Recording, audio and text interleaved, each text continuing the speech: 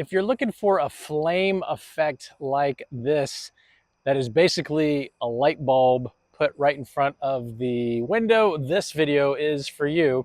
Check this out. So what we have here are just basic candle style holders, traditionally used for holidays like Christmas, but what you can do is add this LED flicker flame to the top and it will illuminate a window, and from a distance it looks like it's on fire. Very, very cool effect. You can really make it pop by, if you have any landscape lights, notice the green glow covering it in a blue colored film, like stage lighting film.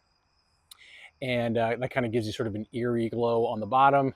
Or you can even add additional uplights and to give more of like a purple and green effect.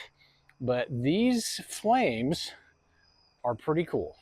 So this is what they look like up close. It's just a very small, probably 3.5, maybe 4-inch, a little tube. And if you turn it on and off quickly, it goes through about 3 different settings. One is sort of a strobe, a slow, like they call it breathing strobe, slowly on and off. One is solid orange, and then there is this kind of flickering effect, and there's like these LEDs inside. And the cool part is that it gets mildly warm, but not hot.